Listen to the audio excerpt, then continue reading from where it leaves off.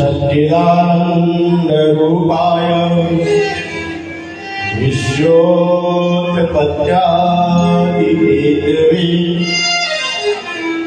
तापत्रय विनाशाय श्रीकृष्णाय वयं नमः।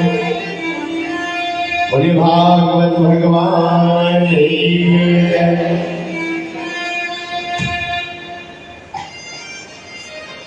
सब चित्त और आनंद।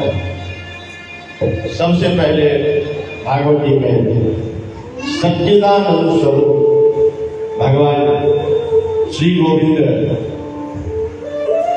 को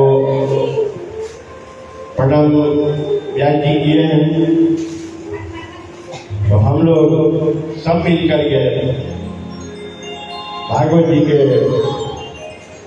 सामने भागवत स्वरूप वांगमयी श्री कृष्ण भगवान को प्रणाम करते हुए आगे बढ़ते हैं। आज कथा की प्रथम दिवस में हम लोग प्रवेश कर रहे हैं। तो कथा में प्रवेश करने से पहले मन को एकाग्र करना जरूरी है। मन जब तक एकाग्र नहीं होगा तब तक कथा में मन नहीं लगेगा। कथा में यदि मन को रोकना है तो मन को एकाग्र करो। मन को जितना एकाग्र करेंगे, जितना मन को स्थिर करेंगे, उतना शांति मिलता है। क्योंकि ये मन जो है बहुत चंचल है। अभी राम जानकी मंदिर पे है, पता नहीं सेकंड भी नहीं लगेगा कितना कोसों दूर चला जाएगा और फिर आगे जाएगा। तो सब कोई शरीर से तो यहाँ पर मैं नहीं, मन से भी सच्चिदानंद रूपाय। भगवान का स्वरूप जो है सत्य, सत्य स्वरूप गोविंद का ही स्वरूप है। समझने की बात। और सतयुग हो, त्रेता हो, द्वापर हो या कलयुग हो, बिना सत्य के नहीं है। आज भी हमारे और आपके बीच में सत्यता है। यदि सत्य नहीं होता तो एक नाई जब छुरा लेकर के दाढ़ी बनाते रहता है, पता नहीं इस नली पे दवा दे। सत्य है ना, भरोसा है ना, विश्वास है ना। एक नाविक नाव चलाता है, पानी में तैरते हुए नाव को छोड़ करके कूद जाए। एक ड्राइवर गाड़ी चलाता है, क्यों? एक दूसरे के ऊपर में विश्वास है, एक दूसरे के ऊपर में सत्य का भरोसा है। हम ड्राइवर के ऊपर में भरोसा करके गाड़ी में बैठते हैं, चलाने वाला तो चलाता है। तो कहने का बात यह है, जो सतयुग में तो सत्य की प्रधानता है ही, त्रेता में भी है, द्वापर में भी है और कलयुग में भी है। सत्य के बिना ये दुनिया, ये सृष्टि नहीं चल रही है। और हम हो या आप हो, किसी को भी असत्य पसंद नहीं। हम असत्य करें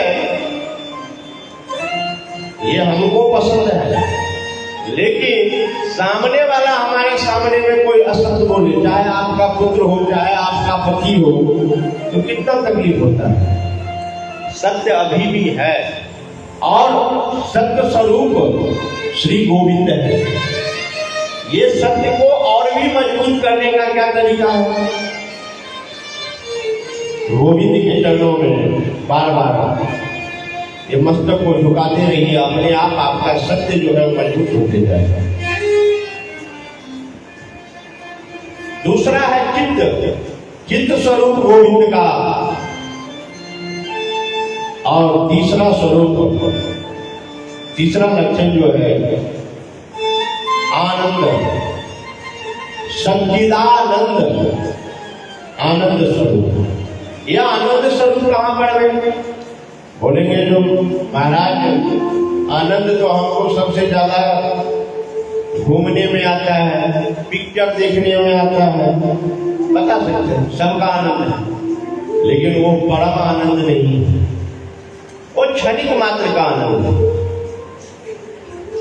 समोसा खा रहे हैं जब तक जीवा को स्वाद है तब तक बड़े आनंद है, रसगुल्ला खा रहे हैं बड़ा आनंद है, लेकिन कितना देर, 2 मिनट 4 मिनट घंटा 2 घंटा एक रोज, उसके बाद में रसगुल्ला को भी भूल जाएंगे, आनंद परमानेंट नहीं रहा।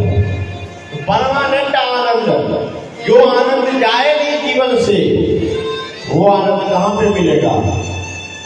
वो आनंद सिर्फ एक ही जगह पर है, श्री कृष्ण के चरणों में, श्री गोविंद के चरणों में, और कहीं नहीं है।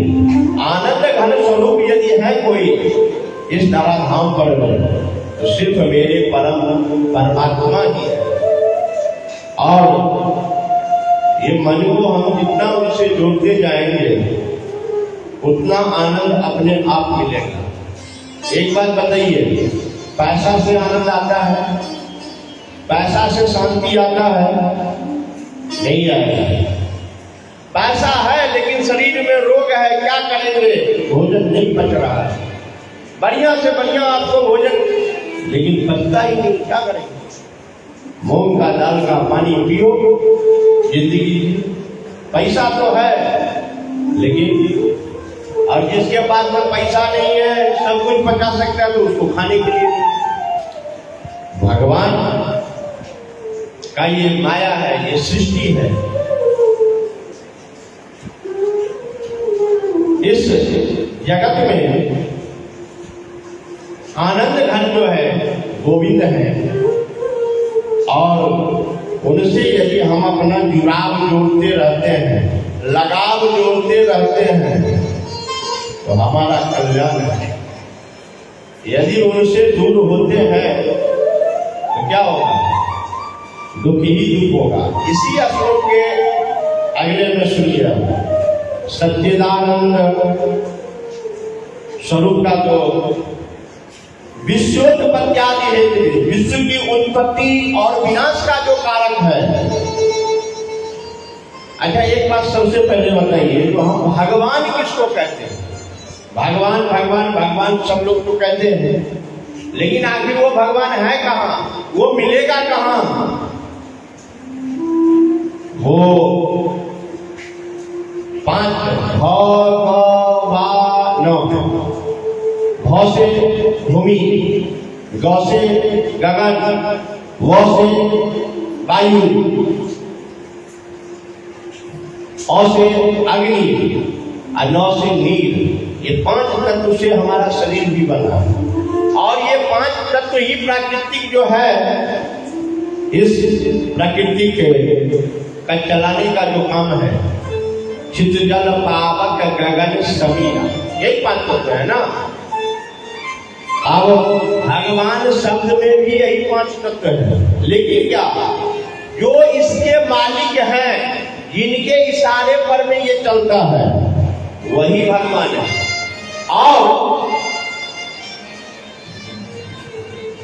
बाकी किसी के कितना से कितना विज्ञान हो गया, अभी बारिश हो रहा है, विज्ञान रोक सकता है बारिश को? नहीं रोक सकता। ठंडी बहुत है, आप घर बना लोगे एक हीटर लगा करके, लेकिन ठंडी नहीं रोक सकते। गर्मी बहुत है तो एसी लगा सकते हो, लेकिन गर्मी को रोक सकते हो? रोकने की क्षमता हुआ है? नहीं। लेकिन भगवान के इशारे पर में जो प्राकृतिक काम करता है, वही तो भगवान है। और हम लोग उन्हीं के छत्र छाया में कहिए, आशीर्वाद कहिए, उनके घर में कहिए, हम लोग बैठे हैं। अब इसी श्लोक का विश्वोत्पत्ति हेतु, विश्व का उत्पत्ति और विनाश का जो कारण है, एक मात्र गोविंद ही है जो इस विश्व को रचते हैं और पुनः इस धराधाम पर में क्रीड़ा करते हैं, और पुनः इस से अपने अंदर में समा लेते हैं। ये सामर्थ्यता सिर्फ और सिर्फ गोविंद के पास में है और किसी के पास नहीं। इसी श्लोक का दूसरा लाइन, तापत्राय विनाशाय श्री कृष्णाय वयं नमः। 3 प्रकार के ताप होते हैं, दैनिक, दैहिक और भौतिक। ये 3 प्रकार का जो ताप होता है वही रोग का कारण है। सबसे पहले दैविक ताप समझिए।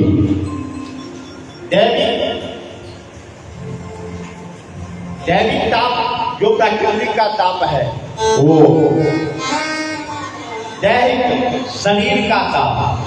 शरीर का ताप क्या होता है? एक होता है मानसिक, एक होता है शारीरिक।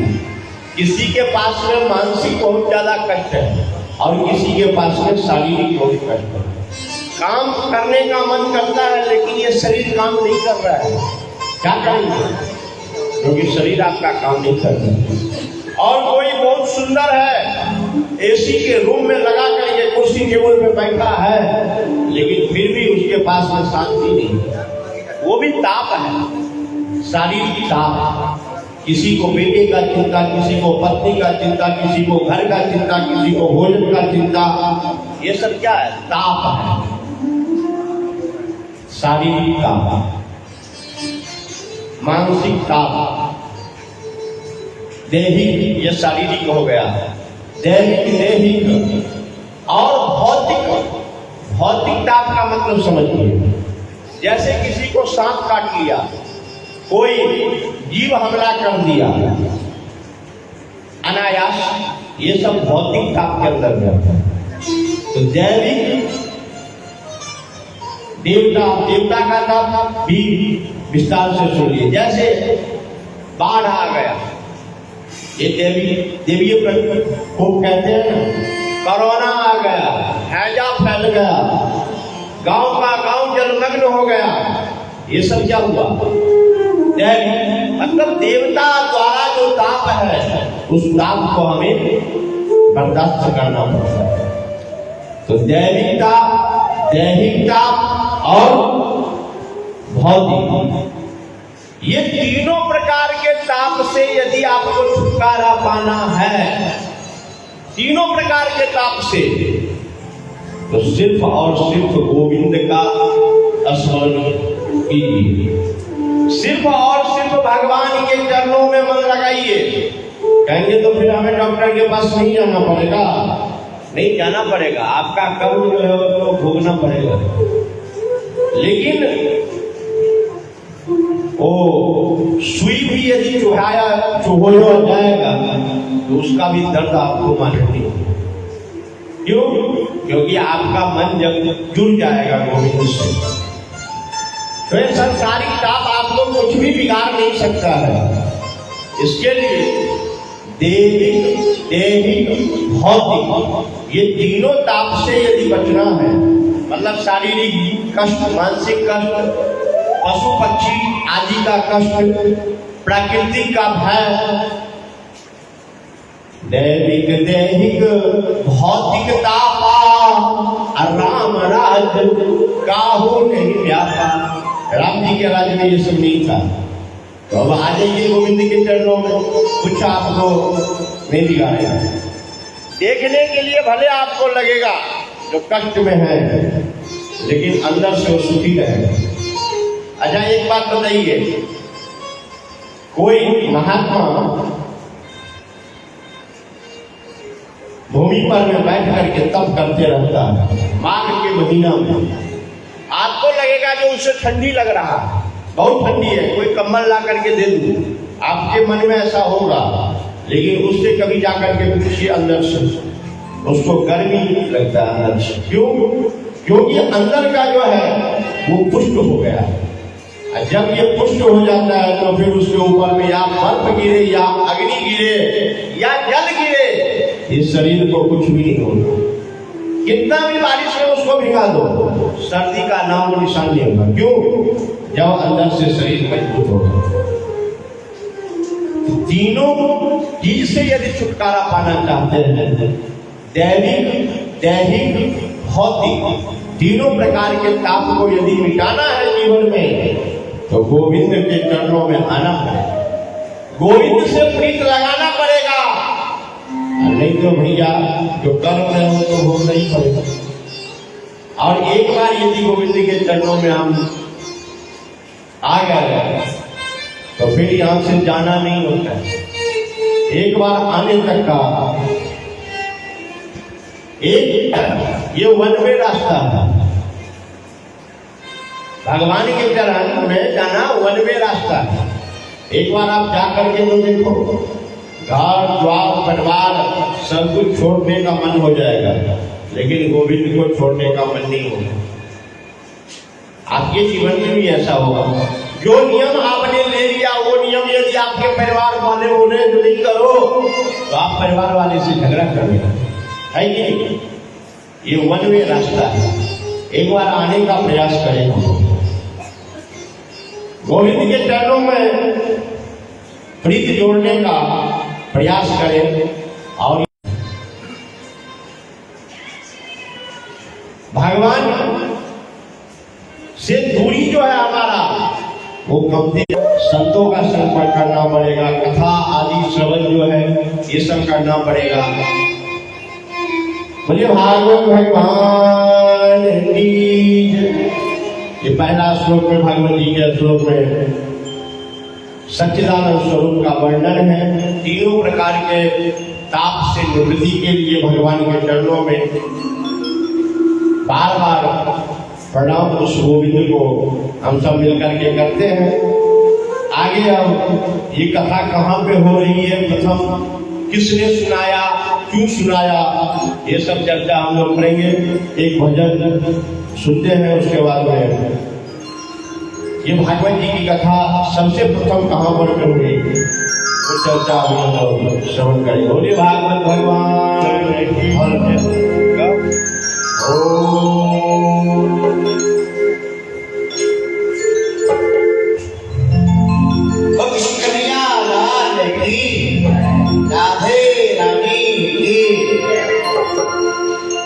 गोविंद मेरो है,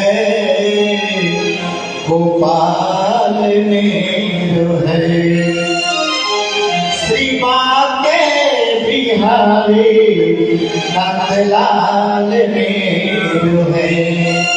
गोविंद मेरो है, गोपाल मेरो है, गोविंद मेरो है, गोपाल मेरो है, माते बिहारी नंदलाल मेरो है, माते बिहारी नंदलाल मेरो है। गोविंद मेरो है, गोपाल मेरो है, गोविंद मेरो है, गोपाल मेरो है, गोविंद मेरो है, गोपाल मेरो है।